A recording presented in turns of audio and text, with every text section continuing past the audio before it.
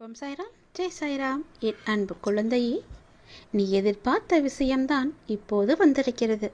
நீ எதை எதிர்பார்த்து காத்திருந்தாயோ, எந்த செய்தி வந்தால் என்னுடைய மனம் நன்றாக இருக்கும், எனக்கு ஒரு புத்துணர்ச்சி கிடைக்கும், என் வாழ்வில் ஒரு நம்பிக்கை பிறக்கும் என்று எதிர்பார்த்து காத்திருந்தாயோ, அந்த விஷயமே இப்போது வந்திருக்கிறது. உனக்கு நல்ல செய்தி சொல்ல நான் வந்திருக்கிறேன். நீ நினைத்தது எல்லாமே, நீ எதிர்பார்த்த விஷயம் நல்லபடியாக நடக்க இப்போதே இதை உடனே கேள். உனக்கு பேரின்பம் காத்திருக்கிறது.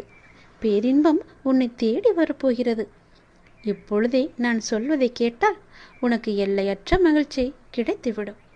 அவ்வளவுதான் உன்னுடைய வாழ்க்கை முடிந்துவிட்டது என்று உன்னை சுற்றி உள்ளவர்கள் பயமுறுத்தினாலும் ஒரு முறை உன்னுடைய ஆழ் மனதை நீ கேட்டுப்பார்.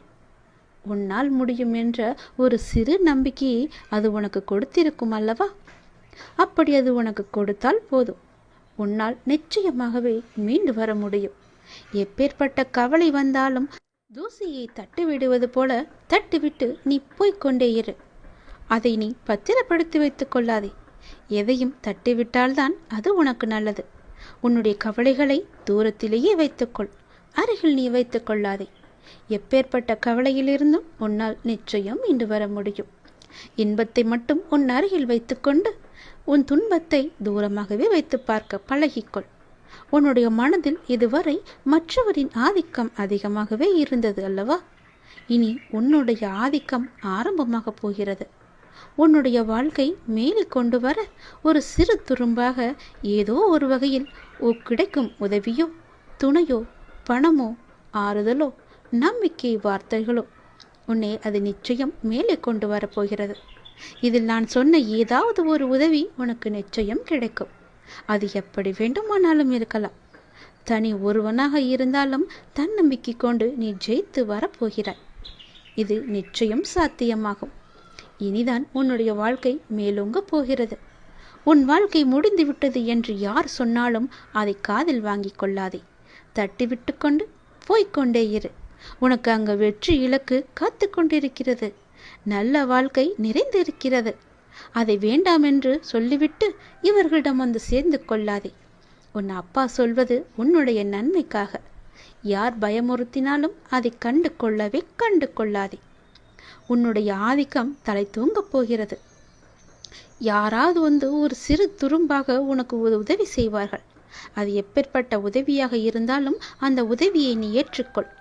அவர்களை நீ உதாசீனம் செய்து விடாதே. எல்லாம் சரியாக போய்கொண்டிருக்கிறது. வெற்றி பெறுவதற்கான வாய்ப்புகள் நிறையவே வந்து கொண்டிருக்கிறது. அதற்கான முழுமையான காலகட்டத்தில் தான் இப்போது நீ இருந்து கொண்டிருக்கின்றாய். இந்த காலகட்டம் உனக்கானது. உன் வாழ்க்கை மேலோங்க போகிறது. அதற்கான ஏற்பாடுகளை எல்லாம் நான் செய்துவிட்டேன். உன்னுடைய வாழ்க்கையில் அதை நான் கொண்டு வரப்போகிறேன். எப்போதும் நீ தயாராகவே இரு. அது எந்த நொடி வேண்டுமானாலும் உன் வாழ்க்கையில் வந்துவிடலாம். அப்பா சொல்வது உண்மையாகவே நடக்கும். உன்னுடைய வாழ்க்கையில் உன் நேர்மறை எண்ணமும் உன் மீது அன்பு வைத்தவர்களும் உனக்காக செய்கின்ற பிரார்த்தனைகள் நிறையவே இருக்கின்றன. முழுமையான அன்பு வைத்தவர்கள்தான் அவர்கள். உன் கூடவே இருப்பவர்கள்தான் அவர்கள். அவர்கள் உன்னை பற்றியே நினைத்து கொண்டிருக்கின்றார்கள். அவர்கள் உனக்காக நிறையவே பிரார்த்தனை செய்து கொண்டிருக்கிறார்கள். அவர்கள் எல்லாம் சேர்ந்து உன்னை வெற்றியை நோக்கி அழைத்து செல்ல போகிறார்கள். மகிழ்ச்சியாக இரு. நமக்காக யாருமே இல்லை என்று கவலைப்பட்டு கொண்டிருந்தாய் அல்லவா? உன்னுடைய அன்பான உறவு, உன்னை சுற்றியுள்ள அன்பான உறவுகள் எல்லாம் உனக்காகவே இருக்கின்றன. பொய் உறவை நம்பி உண்மையான அன்பை நீ தொலைத்து விடாதே. உன்னை வெற்றி பெறுவதற்கான காலகட்டம் இது. யாரையும் எளிதில் நம்பவும் கூடாது, யாரையும் எளிதில் நம்பாமல் இருக்கவும் கூடாது. நீதான் அறிந்து புரிந்து நடந்து கொள்ள வேண்டும். உன் அப்பாவின் உண்மையான அன்பை நீ புரிந்து கொண்டாய் அல்லவா? அது போலவே மற்றவர்கள் அன்பையும் புரிந்து கொள். சிலர் உன்னிடம் முகமூடி போட்டுக்கொண்டு பழகலாம். அந்த முகமூடியை நீ யார் என்று தெரிந்து கொண்டு நீ உண்மையான அன்பு வைக்க வேண்டுமா என்று யோசித்து பிறகு நீ செய். என் பிள்ளையான உனக்கு தேவையானதை என்னிடம் மட்டுமே நீ கேள். அதை உன்னிடம் நான் கொண்டு வந்து சேர்ப்பேன். எங்கும் எப்போதும் எவரிடமும் நீ கெஞ்சக்கூடாது. உன்னை கெஞ்சும்படி நான் வைக்கவும் மாட்டேன். உன் தேவைக்காக எல்லாவற்றையுமே நான் செய்து தருகிறேன். உன்னுடைய வாழ்க்கையில் தேவை என்பது இல்லாத அளவுக்கு பல நல்லதுகளை நான் கொண்டு வந்து சேர்க்கிறேன். நீ என்னுடைய குழந்தையாகிவிட்டாய். என்னை நீ முழுமையாக நம்பிவிட்டாய். அப்படி இருக்கும்போது நான் கைவிட்டு விடுவேனா என்ன? நீ என்னுடைய செல்லமான அன்பான உயிரான குழந்தை அல்லவா? நீ எதிர்பார்த்த விஷயம் உன் மனதில் அவ்வப்போது ஏதோ ஒரு நறுடலை ஏற்படுத்தி கொண்டே இருக்கிறது. நாம் எதிர்பார்த்து கொண்டிருக்கும் விஷயம் எனக்கு நல்லபடியாக நடக்குமா, நடக்காதா, யாராவது வந்து அதை இடைஞ்சல் பண்ணுவார்களா என்று உனக்குள்ளே ஒரு பெரிய குழப்பம் நடந்து கொண்டே இருக்கிறது. அந்த குழப்பத்தை எல்லாம் தீர்ப்பதற்காகத்தான் நான் வந்திருக்கின்றேன். நிச்சயம் நடக்கும். உன் வாழ்க்கையில் நீ எதிர்பார்த்தது போலவே உன் வாழ்க்கை நல்லபடியாக அமையும். உனக்கு பேரின்பம் காத்து கொண்டிருக்கிறது என்று சொன்னேன் அல்லவா? அது இன்னும் 2 நாட்கள் தான். 2 நாட்களில் அந்த பேரின்பத்திற்கான முதல் அறிகுறி உன்னை வந்து சேரும். இதை நீ உடனே கேட்டு நான் சொல்வது போலவே செய். எதை பற்றியும் நீ சிந்திக்காதே. ஏனென்றால் நீ என்னை உன்னுடைய அண்ணனாகவோ தந்தையாகவோ தோழனாகவோ பல உறவுகளாகவோ ஒரு நல்ல குருவாக நினைத்து கொண்டிருக்கின்றாய் அல்லவா? முன் ஜென்மத்தில் நீ என் மீது கொண்டிருந்த பாசமும் பக்தியும் தான் உன்னை இப்போதும் என்னுடைய உறவாய் நினைக்க வைக்கின்றது. நம்முடைய பந்தம் இன்றோ நேற்றோ வந்ததல்ல. அது காலம் காலமாக வந்தது. அது உனக்கு தெரியாது. இது எனக்கு மட்டுமே தெரிந்த உண்மையான ஒரு ரகசியம். அதை இப்போது நான் சொல்கிறேன். நீ எப்போது என்னை பார்க்க வந்தாய்? இந்த ஜென்மத்தில் என்று நினைக்கிறாயா? கிடையாது. நம்முடைய பந்தமானது ஜென்மம் ஜென்மமாக பல 100 வருடங்களாக உனக்கும் எனக்கும் இன்பம் துன்பம் என எல்லாவற்றிலுமே பங்கு இருக்கின்றது. ஏனென்றால் நீயும் நானும் ஒன்று. நம்முடைய பந்தமானது இன்றோ நேற்றோ உருவானது அல்ல. அது எனக்கு தெரிந்த ரகசியம். இது உனக்கு அறியாது. நீ எப்போது புதிதாக பூத்த மலராக இருக்கின்றாய். நானோ பழைய மலர். அதனால்தான் எல்லாமே எனக்கு தெரிகிறது. நீ என்னை எப்படி பார்த்தாலும் அப்படியே நான் உனக்கு தெரிவேன். என் மீது கொண்டிருந்த பாசமும் பக்தியும் உன்னை எப்போதும் என்னுடன் இணைத்து வைத்து கொண்டே இருக்கும். நீ எந்த உறவாக என நினைத்தாலும் அந்த உறவாக நான் உனக்கு தேவையானவற்றை எல்லாமே நிச்சயம் செய்து தருவேன். ஆனால் அதே நேரம் அந்த உறவுக்குள்ள கண்டிப்பும் நான் நிச்சயம் செய்வேன். நீ ஒரு தவறு செய்தால் அது நிச்சயம் நான் எதிர்த்து கேட்பேன். உன்னை தண்டிப்பேன். அது எல்லாம் உன்னுடைய நன்மைக்காக மட்டுமே. எனக்கு உன் மீது நிறையவே உரிமை இருக்கிறது. அண்ணனாகவோ அப்பாவாகவோ உன்னை நல்ல வழிப்படுத்துவேன். உனக்கு நெருப்பு வளையமாக நான் பாதுகாத்து கொண்டிருப்பேன் உன்னை சுற்றி. சில நேரம் அந்த நெருப்பின் வெம்மை உன்னை சுடும், ஆனால் உன்னை தாக்காது. சுடுகிறதே என்று அன்று தாண்டி வெளியில் நீ போகிவிடாதே. நெருப்பினால் உள்ளே வர முடியாத பல எதிர்மறைகள் எல்லாம் நீ வெளியே சென்றால் உன்னை நிச்சயம் தாக்கிவிடும். என்னுடைய பாதுகாப்பு வளையத்திற்குள்ளேயே நீ எப்போதும் இருக்க வேண்டும். சில துன்பங்கள் உன்னை பிடிக்கலாம் என்று பார்த்து கொண்டிருக்கிறது. அதனால் என் பாதுகாப்பு வளையத்தை விட்டு எங்கும் நீ வெளியே போகிவிடாதே. பொறுத்திரு. உனக்கான நல்ல காலம்தான் இது. நான் எல்லாவற்றையுமே சரி செய்கிறேன். உனக்கு துணையாக நான் இருக்கின்றேன். எப்போதுமே எங்குமே நான் இருப்பேன். யாருமின்றி தனியாய் நிற்கதியாய் நிற்கிறேன் என்று கலங்கிக் கொண்டிருக்கின்றாய் அல்லவா? அந்த கலக்கமெல்லாம் இனி உனக்கு வேண்டாம். உனக்கு பூர்வ ஜென்ம புண்ணியம் நிறையவே இருக்கிறது. நிறைய பாக்கியங்கள் இருக்கிறது. அதனால்தான் நான் உன்னை என் பிள்ளையாக தேர்ந்தெடுத்திருக்கிறேன் இந்த ஜென்மத்தில். நீயோ என்னை ஒரு நல்ல குருவாக, கடவுளாக, அண்ணனாக, ஒரு சாமியாக எப்படி வேண்டுமானாலும் என்னை ஏற்று அதன் வழியே நீ நடத்தி கொண்டிருக்கின்றாய் அல்லவா? அதனால் உனக்கு எந்த தீங்கும் ஏற்படாது. தனியாக நிற்கவில்லை, உனக்கு துணையாக நான் இருக்கின்றேன். நான் உனக்கு எப்போதுமே துணை இருந்து கொண்டே இருப்பேன். என்னுடைய துணையானது உன்னுடைய வாழ்க்கை முழுவதுமே இருக்கும். பயப்படாதே, எல்லாம் நல்லதாகவே நடக்கும். உனக்கு தேவையானதை நானே செய்து தருகிறேன். நீ எங்கு எப்போது போனாலும் நான் உன் கூடவே பார்த்து கொண்டே இருப்பேன். உன்னுடைய வாழ்க்கை இனி களை கட்டப் போகிறது. உன்னுடைய வாழ்க்கையானது மேன்மை பெறப் போகிறது. எல்லாம் சரியாக சென்று கொண்டிருக்கிறது. வெற்றி பெறுவதற்கான வாய்ப்புகள் எல்லாம் உடைய நிறவில் உன் கையில் வந்து கிடைக்கும். அந்த வாய்ப்பை நீ தவற விட்டு விடாதே. உன் வெற்றியை நோக்கி நீ அழைத்து செல்ல நானே வருவேன். கைப்பிடித்து தூக்கிவிட நான் வருவேன். பயமின்றி மகிழ்ச்சியாக இரு. எல்லாவற்றையும் உன் அப்பா நான் பார்த்து கொள்கிறேன். எல்லாம் உனக்கு நல்லதே நடக்கும். நான் இருக்கிறேன். கலங்காதே. எதற்கும் இருக்கும். அது சில நேரம் தள்ளிக்கொண்டே போகலாம். உனக்கு பல பிரச்சனைகள் இருக்கும். என்னுடைய வேண்டுதல் எல்லாமே உடனே நிறைவேற்ற வேண்டுமென்றால் இதை மட்டும் செய். 8 நாட்களில் 8 நாட்களில் எத்தகைய வேண்டுதலும் நிச்சயமாகவே நிறைவேறும். மிகப்பெரிய சக்தி வாய்ந்தது இது. 8 நாட்களில் உன்னுடைய பிரார்த்தனை பலிக்க இதை மட்டும் செய். இனிமேல் நம் கைக்கு கிடைக்காது, எட்டா கனியாகவே இருக்கிறது என்று நீ காத்திருந்து சோர்ந்து போன நம் பிரார்த்தனைகள் கூட 8 நாட்களில் 1000 மடங்கு சதவீதம் நிறைவேற்றக்கூடிய ஒரே வழி இதுதான். இதை நான் செய்து பார்த்து பலன் கிடைத்த ஒன்றுதான். உங்களிடமும் சொல்கிறேன். இதை நீங்கள் சொல்லி செய்துகிட்டே வரும்போது 8 நாட்களுக்குள்ளேயே உங்களுக்கு தெரிந்துவிடும். நல்ல அறிகுறியும் தெரியும். முழு பலனையும் கூட 2-3 நாட்களிலேயே நீங்கள் தெரிந்து விடலாம். வெகு நாட்கள் எல்லாம் வேண்டாம். வெகு நாட்களாக கிடைக்காமல் போன, தாமதமான போன விஷயங்கள் கூட சட்டென 8 நாட்களில் நடந்துவிடும். நிச்சயம் நிறைவேறும். எப்படி நடந்தது? யார் இதை செய்திருப்பார்? இப்படியும் நடக்குமா? யார் என்றே தெரியவில்லையே. அவர் ஏன் நமக்கு உதவ வேண்டும் என்று பல ஆச்சரியங்கள் நடக்கும். ஆனந்தமாக அதை அனுபவிக்கலாம். இதுவரை அடைக்கப்பட்ட கதவுகள் எல்லாமே திறந்து உங்களுக்கான வழியை காண்பித்துவிடும். இந்த 8 நாள் வழிமுறையை நம்பிக்கையோடு செஞ்சு கொண்டே வாருங்கள். 8 நாட்களுக்குள்ளாகவே உங்கள் பிரார்த்தனை நிறைவேறுவதற்கான வழி உன் கண்களுக்கு தெரியும். நல்ல அறிகுறிகள் தெளிவுபடும். கண்டிப்பாக நாம் வேண்டுவது நமக்கு கிடைத்து கொண்டே இருக்கும். கிடைத்துவிடும் என்ற நம்பிக்கை உங்கள் மனசுக்குள்ளே வரும். பக்தியோடும் ஒருநிலைப்படுத்தப்பட்ட மனதோடும் நம்பிக்கையோடும் இதை செய்யுங்கள். 8 நாட்களுக்குள் நாம் பிரார்த்தனை நிறைவேற வேண்டும் என்ற நம்பிக்கையோடு செய்யுங்கள். நீங்கள் நினைத்த பிரார்த்தனை நிறைவேறும். அந்த 1008 சாய்ராம் நாமாவளி எழுதுவதுதான் இந்த பரிகாரம். யார் வேண்டுமானாலும் எழுதலாம். எங்கேயோ பார்த்துக்கிட்டு கொண்டெல்லாம் எழுதக்கூடாது. முழு மனதோடு தான் இதை எழுத வேண்டும். இந்த 1008 நாமாவளியை எப்படி எழுத வேண்டும் என்று தெரியுமா? எப்படி ஆரம்பிக்க வேண்டும் என்று தெரியுமா? எப்படி நிறைவு செய்ய வேண்டும் என்று தெரியுமா? எழுதி முடித்த பிறகு அதை என்ன செய்ய வேண்டும் என்று தெரியுமா? இதையெல்லாம் நான் சொல்கிறேன், கேட்டுக்கொள்ளுங்கள்.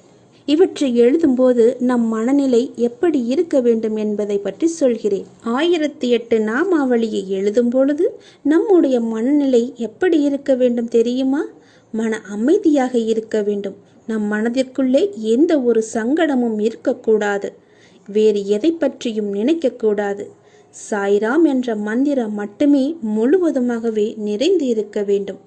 எல்லாவற்றையுமே மனசில் வைத்துக்கொண்டு இதை செய்யக்கூடாது. மனதில் முழுமையாக சாயப்பாவை வச்சுக்கிட்டு முறையாக செய்யணும். 100% நமக்கு கிடைச்சே தீரும். உங்களுடைய பிரார்த்தனைகள் நிறைவேற்ற 1008 சாய் நாமங்கள் கொண்ட புத்தகம் எல்லா சாய் கோவில்களிலும் கிடைக்கும். இந்த புத்தகம் இல்லை என்றால் வீட்டில் உள்ள வெள்ளை பேப்பரை எடுத்துக்கொண்டு முறையாக உங்கள் வேண்டுதலை உங்கள் மனதில் நினைத்து கொண்டு சாயப்பாவிடம் சொல்லி சாயப்பாவின் முன் நின்று அவரிடம் சொல்லிவிட்டு நீங்கள் எழுத தொடங்க வேண்டும். ஏதேனும் ஒரு வியாழக்கிழமை பாபா கோவிலில் போய் எழுத ஆரம்பிக்கலாம். போக முடியாதவர்கள் சாயப்பாவுக்கு ஒரு பூஜை செய்துவிட்டு ஒரு நெய்வேத்தியம் படைத்துவிட்டு கல்கண்டு வைத்து கூட படைக்கலாம். நெய்வேத்தியம் படைத்துவிட்டு அந்த புத்தகத்தையோ நோட்டையோ பேப்பரையோ சாயப்பாவின் பாதத்தில் வைத்துவிட்டு உங்கள் பிரார்த்தனையை மனதார கண்மூடி சொல்ல வேண்டும். எதுக்காக நாம் எழுத போகிறோம் என்பதை சாயப்பாவிடம் சொல்லி நிறைவேற்றி தாருங்கள் அப்பா என்று சொல்லி முதல் நாள் சாயப்பாவின் அஷ்டோத்திர நாமாவளியை படித்துவிட்டு ஆரம்பிக்க வேண்டும். சாயப்பா கோவில்களில் கிடைக்கும் புத்தகத்தில் 1008 முறை எழுதுவதற்கு என்று புத்தகம் கிடைக்கிறது. முதல் பக்கத்தில் 80 நாமம், 2ஆம் பக்கத்தில் 80 நாமம். ஒரு தாளில் 2 பக்கம் மட்டுமே எழுத வேண்டும். அப்படியே 6 நாட்கள் 2 எழுதவிட்டே வர வேண்டும். 160 டைம் ஒவ்வொரு நாளும் இப்படியே எழுதி கொண்டே வர வேண்டும். 7ஆம் நாள் ஒரு பக்கம் மட்டும் 80 நாமம் மட்டும் எழுத வேண்டும். 8ஆம் நாள் அதுவும் ஒரு வியாழக்கிழமையாகத்தான் இருக்கும். அன்று ஒரு பக்கம் எழுதி இதை முடிக்கலாம். முடித்த பிறகு ஸ்ரீ சாய்நாத மங்களம் ஹாராத்தி இருக்கும். அதை படித்து முடித்துவிட்டு தான் இதை முடிக்க வேண்டும். தினமும் பாபாவுக்கு கல்கண்டு நைவேத்தியம் வைத்து அப்பாவுக்கு என்று வைத்து பிரார்த்தனை பண்ணிக்கொண்டே எழுத ஆரம்பியுங்கள். எழுத ஆரம்பிக்கும் போது மிக முக்கியமான விஷயம், அப்பாவிடம் சொன்ன வேண்டுதலை மனசுக்குள்ளே நினைத்து எழுதக்கூடாது. அவர்கிட்ட தான் நாம் ஏற்கனவே முன்கூட்டியே சொல்லிவிட்டோமே. அதனால் எழுதும்போது எந்த மனதிலும் எதுவுமே வைத்து கொள்ளக்கூடாது. ஓம் சாய்ராம் துணை, ஓம் சாய்ராம் துணை, ஓம் சாய்ராம் துணை என்று வாயாலையோ மனதாலையோ சொல்லிக்கொண்டுதான் எழுத வேண்டும். சாயப்பா மட்டும் நினைத்து கொண்டு இதை அமைதியாகவே எழுத வேண்டும்.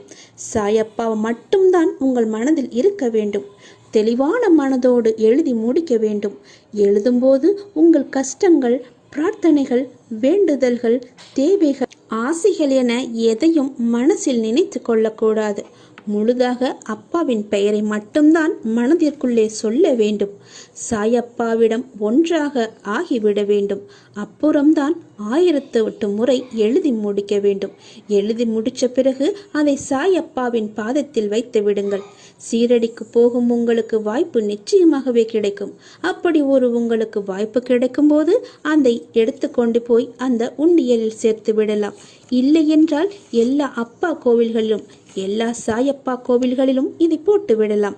அந்த கடைசி வியாழக்கிழமை நிறைவு செய்யும் போது 9 புத்தகம் வாங்கி போய் சாய் கோவில்களில் 9 பக்தர்களுக்கு தானமாக கொடுக்க வேண்டும். நான் சொன்னது மாதிரியே 8 நாட்களில் எழுதி 8 நாட்களில் எழுதி முடித்துவிட்டு பாபா கோவிலில் போய் வைத்து விடுங்கள். 8 நாட்களில் இதை எழுதி கொண்டிருக்கும் போதே உங்களுடைய வேண்டுதலுக்கான முதல் அறிகுறி உங்களுக்கு தெரிய வரும். 8 நாள் கழித்து இதை பாபாவிடம் கொண்டு போய் சேர்த்து விடுங்கள். 9 பேருக்கு புத்தகம் வாங்கி கொடுங்கள். உங்கள் பிரார்த்தனை முழுவதுமாகவே 1000 மடங்கு நிச்சயமாகவே நிறைவேறும். இது நிதர்சனமான உண்மை. நான் செய்து பயனடைந்த உண்மை. நீங்களும் செய்து பலனடைந்து விடுங்கள். சாயப்பா எப்போதுமே உங்களுக்கு துணையாக இருந்து கொண்டே இருப்பார். நான் வாழ்ந்தது கொஞ்ச நாட்கள். வாழப்போகும் எஞ்சிய நாட்கள் யாரையும் விஞ்சிய வாழ்வை தராவிட்டாலும் மிஞ்சிய நாட்கள் யாரிடமும் கெஞ்சாமல், யாருக்கும் அஞ்சாமல் என்னை வாழ வைப்பாய் என் அப்பனே என்று அவரிடம் நீங்கள் சரணாகதி அடைந்து விடுங்கள். எந்த ஒரு விஷயத்தை செய்தாலுமே அப்புறம் பார்த்து கொள்ளலாம், அப்புறம் செய்யலாம் என்று எதையுமே நீ தள்ளி போடாதே. அப்புறம் என்ன ஆகும் என்று யாருக்கும் தெரியாது, அந்த ஆண்டவன் ஒருவனை தவிர. அதனால் எந்த காரியத்தை எடுத்தாலும் ஆண்டவன் மீது பாரத்தை போட்டுவிட்டு அந்த செயலில் உடனே இறங்கிவிடு. நிச்சயம் மாறும், எல்லாமே மாறும். உன் தற்போதைய நிலைமை மாறி மிக மிக அழகான ஒளிமயமான வாழ்க்கை உன்னை தேடி வரும். எதற்குமே நீ கலக்கம் அடையாதே. உனக்கு நல்லதே நடக்கும். கற்கண்டு போல இனிக்கும் உன் வாழ்வு. இனி எதற்குமே பயப்படாதே, அஞ்சாதே. எதையுமே நீ தள்ளியும் போடாதே. எடுத்த செயலை உடனடியாகவே செய்து முடி. அதில் உனக்கு வெற்றி கிட்டும். நீ நன்றாகவே இருப்பாய். என்மேல் உனக்கு நம்பிக்கை இருந்தால் என்னால் உனக்கு முடியாத காரியம் என்று எதுவுமே இருக்க முடியாது, தெரியுமா? உன் எதிர்காலத்தை பற்றியே எப்போதும் எண்ணிக்கொண்டே இருக்காதே. என்னிடம் வந்த பிறகு இனி எல்லாவற்றையுமே நானே பார்த்துக்கொள்வேன். வாழ்க்கையில் நீ நினைப்பது நடக்கவில்லை என கலங்காதே. உனக்கு கிடைக்க வேண்டியது நிச்சயமாகவே கிடைக்கும். நம்பிக்கையோடும் பொறுமையோடும் என்னுடைய வார்த்தைக்காக நீ காத்திரு. நீ தோற்றாலும் உனது துணிவை மட்டும் நீ இழக்காதே. உடலில் உயிர் உள்ளவரை உனக்கு சாதிப்பதற்கான சந்தர்ப்பங்கள் கிடைத்து கொண்டேதான் இருக்கும். நம்பிக்கையுடன் எழுந்து அந்த நாளை நீ துவங்கிப்பார்.